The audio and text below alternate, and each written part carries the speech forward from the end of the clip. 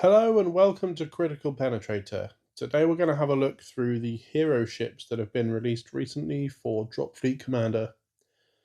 These are fantastic little pickups for your fleets, coming in at £15 from Ttcombat. They are nice little boxes, and yeah, just add a little bit of flavour to your forces. We have already famous admirals and ships that come with admirals. However, these vessels are unique. They do not look like any other vessel, and yeah, you can pick them up, and you'll know you're only allowed to have one of this type of ship in your force. As you can see on the screen, all of these ships so far come with unique and hero. So as we were saying, you can only take one group of this ship. So you can't have, for example, two melters in your force. However, hero does allow you to have up to two groups with the hero trait. So this doesn't mean you can take two melters, as we just explained. However, you can take two ships that have the hero trait. You can have two heroes in your force. Now, you might be thinking, there's not a lot of other things with hero out there, and that's because this is future proofing.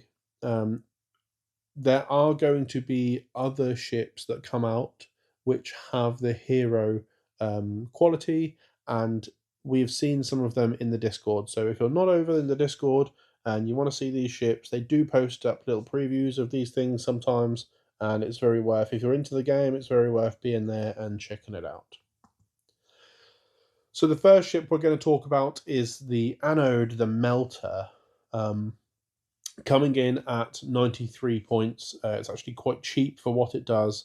You can see immediately on the slide here, there is a ton of rules which are with this ship, and all of it is on its weapons. This ship is a heavy destroyer, and it does live up to that name. Uh, if you're new to this game and you're not sure why this is good, I'm just going to briefly go through the weapon profile for the short range of its Thermator cage. So we're going to look at the full line and add in the keywords here. So 4 attacks, you're hitting on a 3. So 4 dice, 3 plus on each one needed. Damage is 2, and it's an energy type weapon.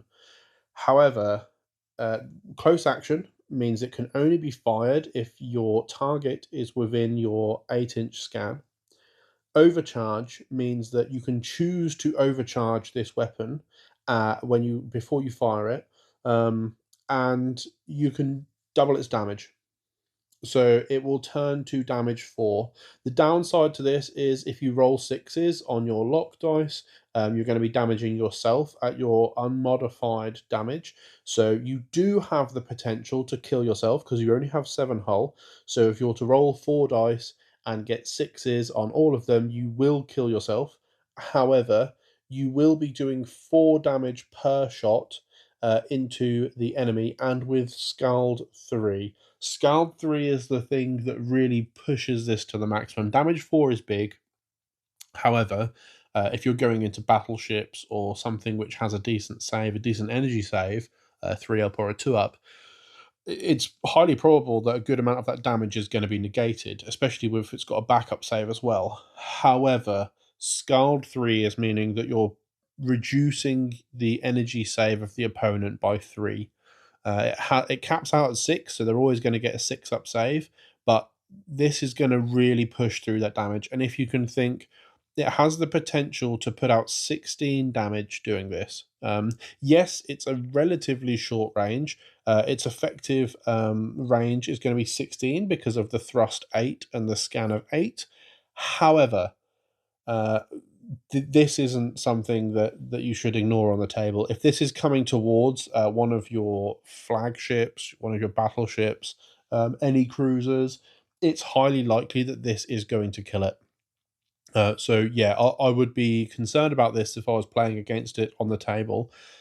There's not a fat lot I'm really going to be doing to it from distance because of the signature 2. So, if you're a UCM player and you're able to, put your detector spikes on it, or any player really, but the UCM have quite good access to them with the lemurs. you're going to be wanting to spike this ship up and try your hardest to stay out of its front narrow arc. That is the main downside of this ship. The weapon is front narrow, so it does need to position itself and get into the front narrow to be able to fire. However, because of Alt 1, it can never fire both of those weapon profiles. It always fires either or. Yeah, so it's never going to go weapons free. It's never going to boost up its signature by doing that. It's never going to have more shots, but it doesn't need any more shots. I think this is my favorite and possibly best hero ship that's come out so far. So yeah, this is fantastic, fantastic ship. And now we're just going to move on and look at a ship which, yeah, in comparison, might seem a little bit underwhelming. The Leaden Triad, Rhiannon Major. So, okay, we have a little bit of after action data with this ship because I was able to pick it up from the UK Games Expo for my friend who plays as the UCM, and unfortunately, he didn't have a brilliant time using this the other night. So we'll go through its stats. I don't want to be a Debbie Downer about this ship. However, I do think of the three, this might be the weakest one um, from where I'm standing on this. If you think otherwise and you believe this to be really great, please tell me in the comments below. Give me some information that perhaps I'm not seeing or thinking about with this vessel. So let's go through this then. It's a bit cheaper than the Melter, and it wants to be because it does not have that immense killing power that the Melter does. Thrust of 8, so with the same thrust. Scan of 6, so it's 2 less, and a signature of 4, so it's 2 more. The hull is 6, so that's 1 less than the Melter. Kinetic and energy save 3 plus and 4 plus respectively, with a backup save of 6 up. So it's fine, like fine profile. It's, you know, the similar profile to the Kiev or whatever the heavy destroyers are called for the UCM. However, where its weaponry is concerned, it's completely different because the law is that these weapons are produced by a once defunct or broken or inoperable shipyard, and now that's back online and able to create these weapons for the UCM. It says it's an experimental ship, and I wonder if the experiment is to whether this pilot can deal with these crap weapons, because this is how I feel about them. The 3 artillery cannons, 1 shot each, 4 plus lock, 2 damage, fusillade 1, low power, and a caliber heavy and colossal. So this ship wants to be going into heavy and colossal vessels. It wants to fight battleships. It wants to fight battle cruisers, pocket battleships. It wants to go in there, gain its +1 to its lock, be hitting with all of these weapons on a 3 plus. It doesn't have to go weapons free to fire all of them due to low power. And so you're able to add the 3rd artillery cannon into the mix when you are not weapons free. However, when you go weapons free with these, you gain fusillade 1, so you add 1 to the attack of each. So the possible ceiling for damage is quite high because you can potentially put 12 damage into something. However, you don't, unlike the Melter, you don't have any way to reduce the save of the vessel you're attacking, and you're relying on the vessel you're attacking being able to fail its saves or fail its backup saves. The problem there is that you're going into heavy or colossal vessels, and heavy and colossal vessels will quite often have decent saves and backup saves. So it's very rare that you're going to be getting all 12 damage through from Rhiannon Major. I don't know if this needs a buff. I don't know if the other ones are too powerful. I don't know why this has come out of the gate in the way that it has. My friend played this in a very small game, 500 points, just they're all doing like a slow grow, and it's the first round of 500 points. And it was immediately just shot down because they knew it was a hero ship. So they just, with the Scourge, flew into it, took it down to 1 hull, and it was removed from the table pretty quickly. And I think that is the problem with this ship, is that it can be just destroyed really, really easily. They didn't take any heavy groups in these small games. They restricted themselves just to medium class and light class ships. You know, this ship wasn't able to do what it's trying to do, and also, you know, smaller vessels are very easily able to kill this ship. You know, yeah, really anything with a good amount of shots and scald. He was playing against Scourge, so yeah, they have quite a lot of this sort of weaponry, and yeah, it kind of sucked. I'm gonna just put it out there.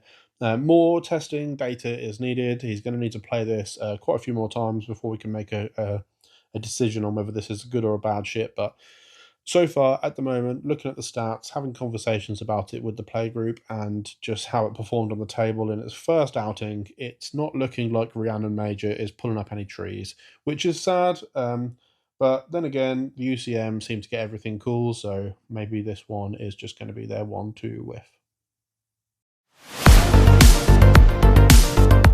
So the final ship we're going to be looking at today is the hated Little Chaos.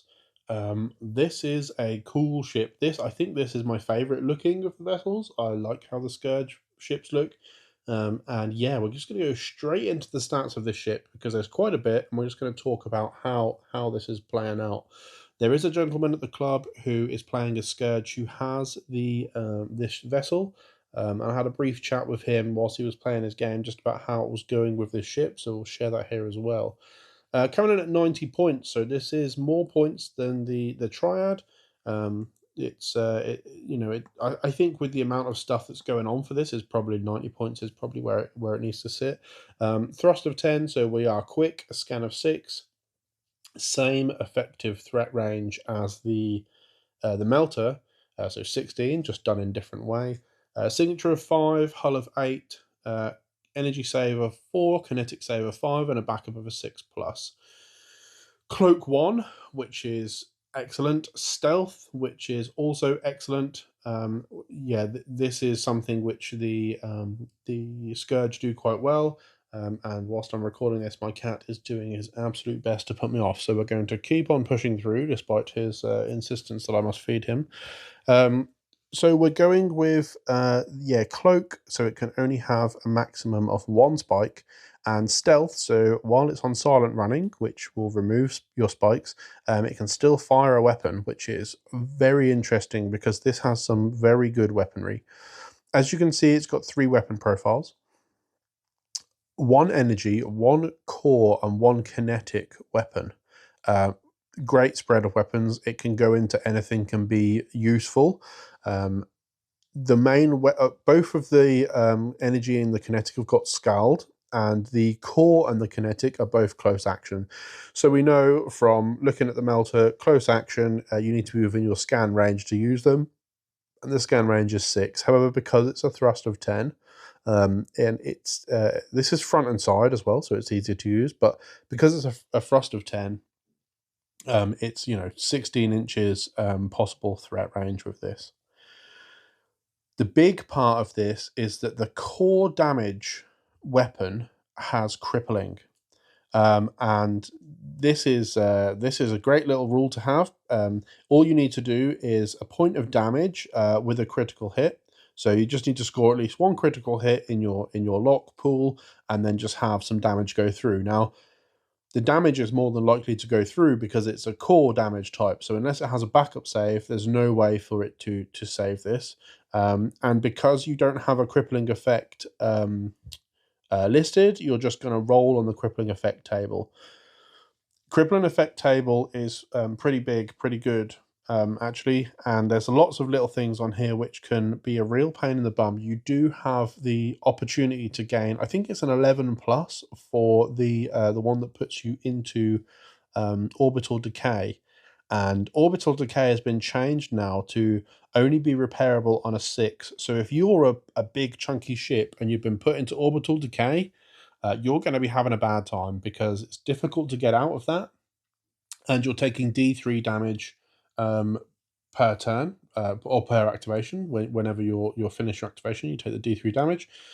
It's a fantastic little thing. Yeah, okay, you've got to roll an 11 or a 12 on your crippling. However, this thing flying around and just popping off crippling effects onto other ships is pretty scary because it doesn't need to do a lot to to give you that. It just needs to do 1 damage with the critical, and 3 attacks, the lock of 3 plus, your criticals are on 5s. So yeah, you just keep shooting at stuff with this ship, and it's just gonna keep having those chances to push through these critical effects, or crippling effects. Sorry.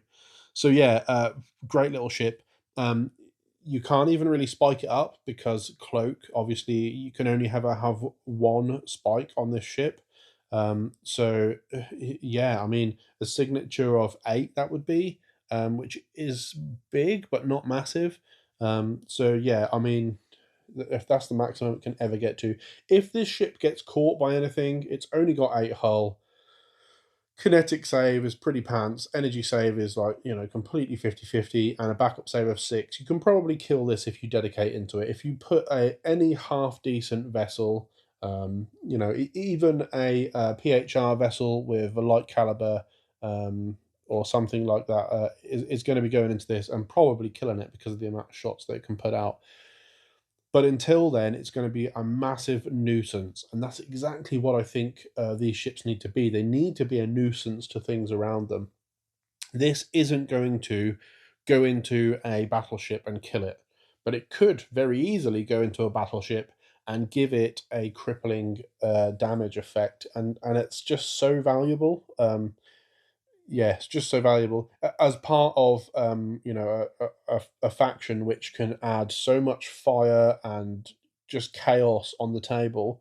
Yeah, this is just another string to the bow. So I think this is also coming out pretty hot from the from the group of ships here. I think this is a fantastic little ship. Yes, so just to touch on the overall of this, I think the 2 of the 3 here, brilliant. Rhiannon Major, she is a major fail, potentially. I think something needs to be done with her to make her a little bit better. Perhaps it's because we don't really have much testing sort of data, and had seen her on the board a lot at the moment. But having said that, we haven't even seen the melter on the board yet, and we know he's going to be a bad man. So yeah, that's kind of where we're at with the overview for the ships.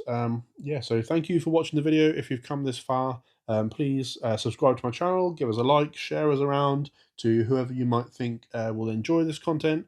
Yeah, and please, yeah, just keep watching our videos, and leave us some comments. Let us know, if you've used these ships, if you've got these ships, you like them, you like the product. Yeah, just let me know what you think about them. So yeah, thank you very much, and have a nice rest of your day.